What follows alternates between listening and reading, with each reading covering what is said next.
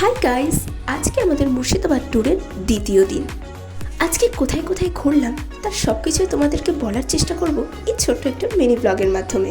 Guys, সকালটা শুরু হয়েছিল মন্দিরে পুজো দেওয়ার মাধ্যমে। সকাল সকাল মন্দিরে পুজো দিয়ে গঙ্গার পাড়টা একটু ঘোরার পরে আমরা বেরিয়ে পড়েছিলাম কাটরা মসজিদ যাওয়ার উদ্দেশ্যে।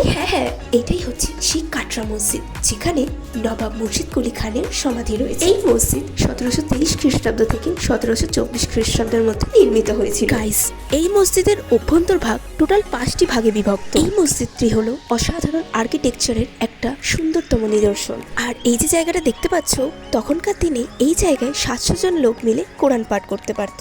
জানা যায় এই মসজিদে তখনকার যুগে 2000 জন নামাজি বসে নামাজ পাঠ করত। তাহলে বুঝতে পারছো কত বড় আয়তন ছিল এই মসজিদটা। আর এই ঠিক নিচেই রয়েছে বাংলার স্বাধীন নবাব মুর্শিদ কুলি খানের সমাধিক্ষেত্র। মুর্শিদাবাদকে বলা হয় বাংলার নবাবের শহর। এখানে রয়েছে কালো পাথরের খিলানযুক্ত সুবিশাল প্রবেশপথ। যুগের পর যুগ পেরিয়ে গেছে, তবুও এই জায়গার অসাধারণ কারুকার্য মানুষের মন জয় করে রয়েছে।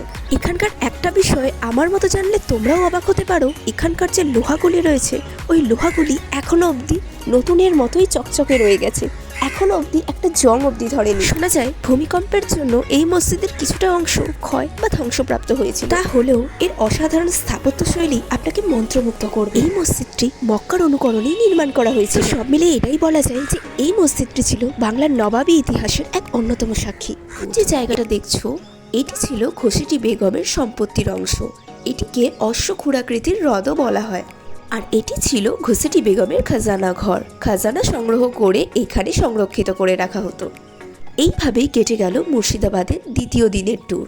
আজকে ভিডিওটা এত অবধি। দেখা হচ্ছে নেক্সট ব্লগে। Bye bye.